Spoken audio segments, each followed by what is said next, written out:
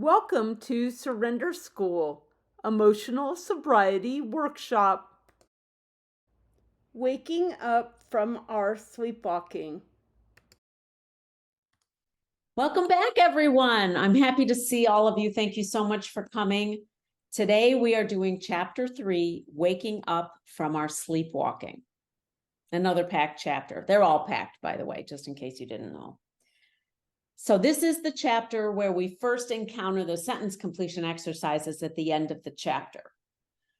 So when we do our discussion questions, I'll be asking if anyone wants to share anything on that. But I really highly recommend that you do all these sentence completion exercises at the end of all the chapters, because they will enrich your experience a lot.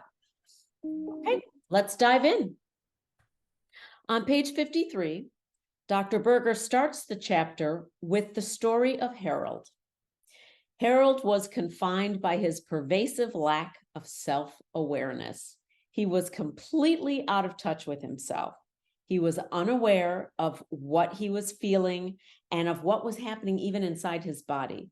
Dr. Berger says that Harold was asleep.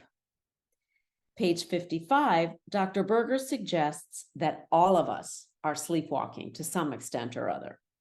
He quotes George Gurdjieff, "In order to awaken, first of all, one must realize that one is in a state of sleep." Further on that same page, Dr. Berger believes we live our lives driven by internal forces that we typically aren't even aware of.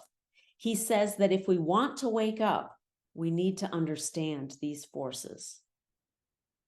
He says these forces explain why we have put ourselves to sleep in the first place and how we did it.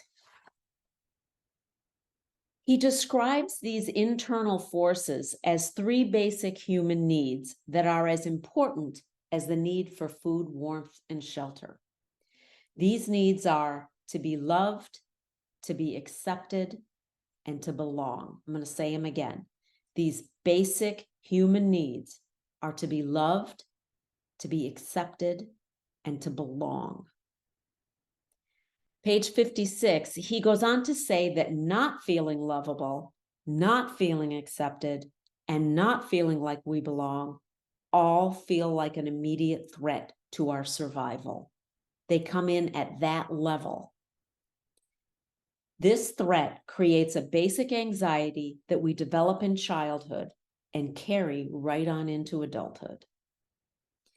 Page 57, Dr. Berger states that this anxiety is so powerful that it becomes a central organizing force in our early development.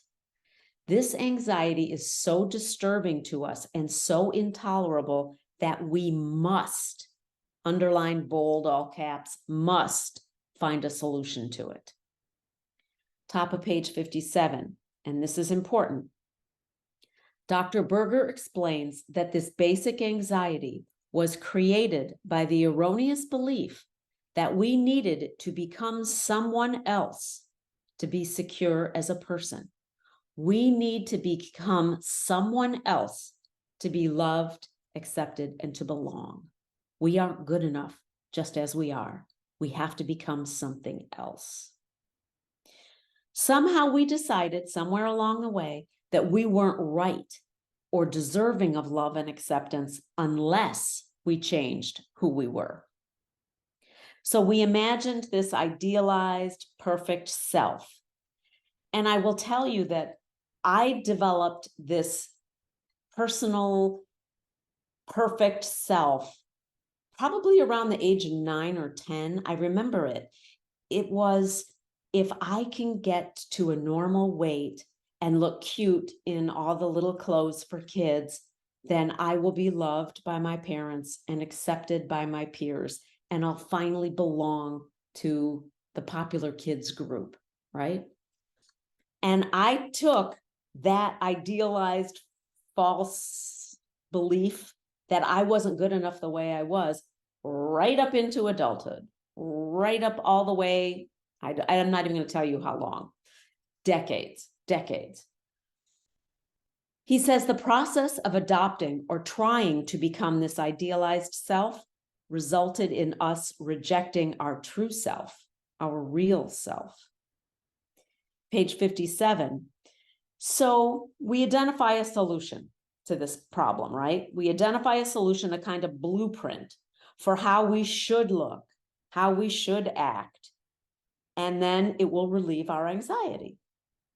So these blueprints all have shoulds attached to them. And these shoulds are self-imposed. Remember, they are self-imposed. No one imposed them on you. These shoulds are self-imposed rules and goals we believe we should live up to.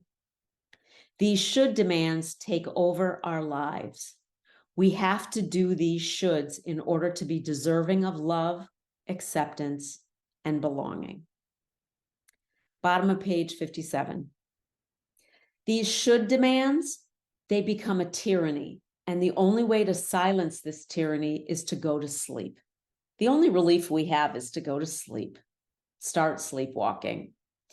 We live for what we imagine other people want of us rather than what we want.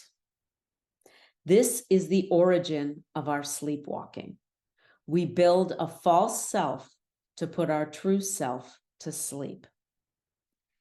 Page 59.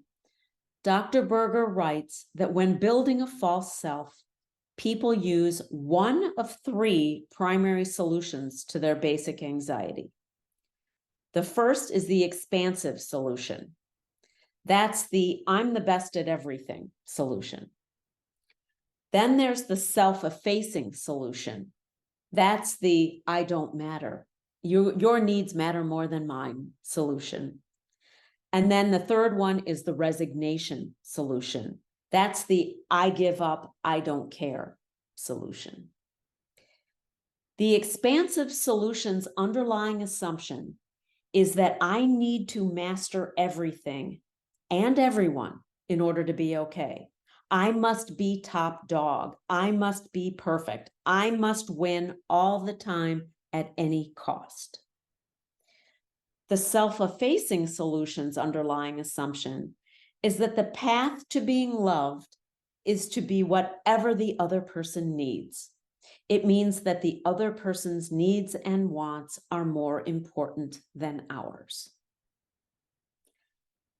The resignation solution's underlying assumption is that we can never win no matter what we do, so we give up. We just resign. I don't care. I give up on myself. Now, in order to adopt these solutions, these are false selves, we have to do several things. Dr. Berger tells us on page 59, we have to disregard any desires or emotions that would threaten our solution. We have to put many genuine parts of ourselves to sleep in order to play the role of our solution, our false self. We also have to reject any parts of us that are at odds with our chosen role. And this is all done on an unconscious level. I think that's important to recognize. We're not consciously choosing to do this and make all this work. It's all done on an unconscious level. And I'll give you an example from myself. So my basic solution was a self-effacing solution. So I had to make my parents' needs more important than mine. And I had to not be a burden, not need anything at all. And that was really going against my true self because I was a kid and I had needs. I had nurturing needs and parenting needs and all that stuff that didn't get met. I was very busy trying to meet my parents' needs. And I also neglected myself and my own needs because I didn't want to be perceived as a burden, because I wouldn't be loved, I wouldn't be accepted, and I couldn't belong to the family if I was a burden. So it's kind of that way of doing it. Did I think to myself as a kid that I'm going to do this so my parents love me? No, I just did it on an unconscious basis. It's very subtle, very insidious. So to sum this up, we have three basic blueprints or solutions to our childhood anxiety. The self-effacing solution, behave like a martyr. The expansive solution, behave like a conqueror. And the resignation solution, behave like nothing is important and nothing bothers us. So page 64, Dr. Berger tells us we usually have one dominant solution, but we do use all three of them. So if you're having trouble deciding which one of these you use, we do use all three of them, but usually one is predominant. This process generates a ton of expectations for ourselves, others, and life in general. Each of these three solutions is its own form of sleepwalking. Our false self may be completely unaware of the deep needs of the sleeping true self. Who sleeps inside you? How have these internal forces shaped and affected your recovery? I think those questions are really useful to do some journaling on as we get into this subject matter. Who sleeps inside you?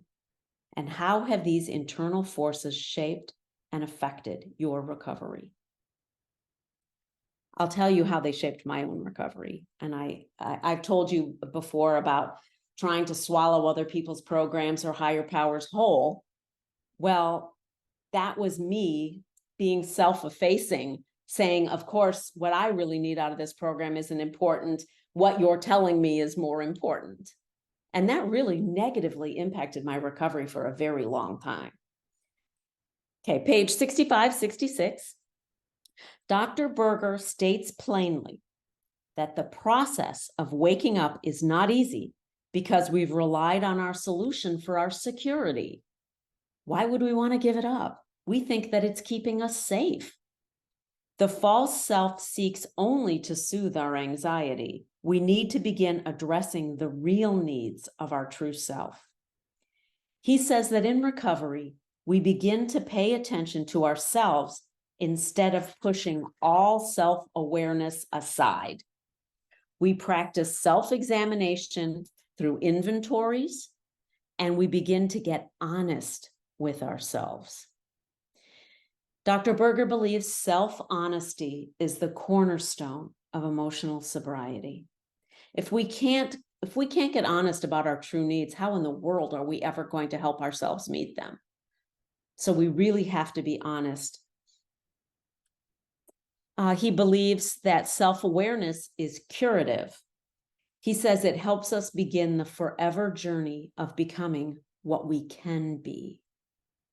There are a lot of beautiful sentiments in this chapter. I really enjoyed this chapter.